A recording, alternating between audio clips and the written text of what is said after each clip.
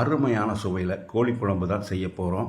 வறுத்தரைச்சி செய்யக்கூடிய இந்த குழம்போட சுவைக்கு இன்னொரு தட்டு சோறு சாப்பிடலாமான்னு தோணும். அந்த அளவுக்கு இதை எப்படி செய்கிறது, இதுக்கு தேவையான பொருட்கள் என்ன பார்க்கலாம் வாங்க.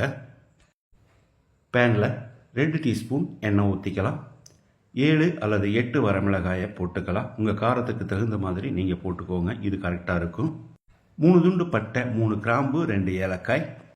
அளவான தீயில ஒரு 10 செகண்ட் இதை பரட்டி விட்டுறலாம். 150 கிராம் அளவுக்கு சின்ன வெங்காயம், இது கப் அளவில் 1 கப் இருக்கும்.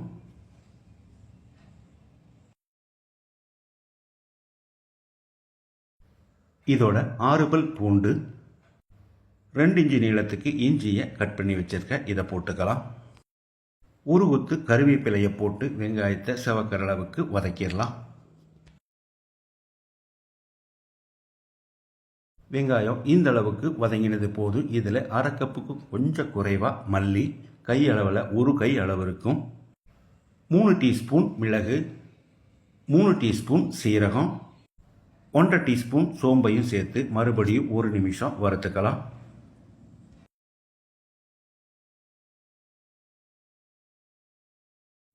இப்போ இதோட 2 டீஸ்பூன் கசகசாவை போட்டுக்கலாம். 1 மூடி துருவின தேங்காய், கப் அளவில் 3/4 கப் இருக்கு. 1 நிமிஷம் இதை எல்லாத்தையும் வறுத்துக்கலாம்.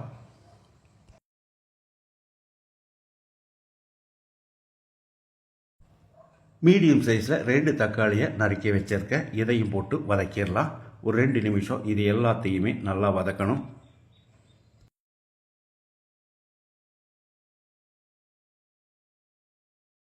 எல்லாமே நல்லா வதங்கிருச்சு. இதை எடுத்து ஒரு பிளேட்டில் கொட்டி ஆற வச்சிடலாம்.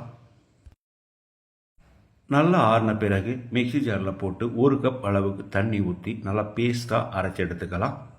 1 கிலோ அளவுக்கு நாட்டுக்கோழியை மஞ்சத்தூள் போட்டு கழுவி எடுத்து வச்சிருக்கேன், இதை போட்டுக்கலாம். நாட்டுக்கோழிக்கு பதிலாக நீங்கள் பிராய்லர் கோழியை கூட உபயோகப்படுத்திக்கலாம். இப்போ இதில் நம்ம வறுத்தரைச்ச மசாலாவை ஊற்றிக்கலாம். கூடவே மிக்சி ஜார் அலசி 1 கப் அளவுக்கு தண்ணி ஊற்றிக்கலாம். இப்போ இதுக்கு தேவையான அளவு உப்பு சேர்த்துக்கலாம். நான் 2 டேபிள் ஸ்பூன் உப்பு சேர்க்கிற, பத்தலைனா மறுபடி கூட போட்டுக்கலாம். 1 டேபிள் ஸ்பூன் காஷ்மீரி வரமிளகாய் தூள், இது இல்லைன்னா பரவாயில்ல, நான் கலருக்காக தான் இதை சேர்க்கிறேன். இதோடைய இன்னொரு 2 கப் அளவுக்கு தண்ணி ஊற்றிக்கலாம். தண்ணி ஊற்றி கலந்து விட்ட பிறகு ஒரு 5 நிமிஷம் நல்லா கொதிக்கட்டும். இந்த அளவுக்கு நல்லா கொதித்து வந்த பிறகு குக்கரை மூடிடலாம். அதிகப்படியான தீயில 1 விசிலும், குறைஞ்ச தீயில 3 விசிலும் விட்டெடுத்தால் நல்லாவே வெந்துடும். இதுவே பிராய்லர் கோழியாக இருந்தால் 1 விசில் அதிகப்படியான தீயிலும், 2 விசில் குறைஞ்ச தீயிலையும் விட்டெடுத்துக்கோங்க. 4 விசில் ப்ரெஷர் அடங்கிடுச்சு. இப்போ திறந்துடலாம். நான் சொன்ன மாதிரி அதிகப்படியான தீயில 1 விசிலும், குறைஞ்ச தீயில 3 விசிலும் விட்டெடுத்ததால் கோழி எந்த அளவுக்கு மிருதுவாக வெந்திருக்குன்னு பாருங்கள். இப்போ இது ஒரு 5 நிமிஷம் கொதிக்கட்டும்.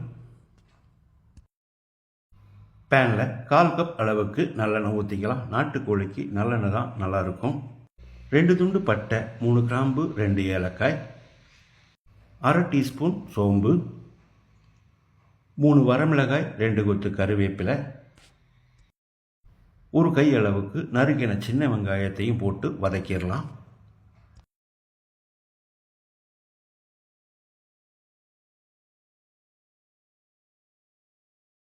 வெங்காயம் செவக்கிற அளவுக்கு வதங்கின பிறகு இதில் ஒரு அரை டீஸ்பூன் அளவுக்கு காஷ்மீரி மிளகாய் தூளை போட்டு கலந்து விட்டு குழம்புல ஊற்றிடலாம். இந்த மிளகாய் தூள் சேர்க்கிறது ஆப்ஷனல் தான், நீங்கள் இருந்தால் சேர்த்துக்கோங்க, இல்லைன்னா விட்டுறலாம்.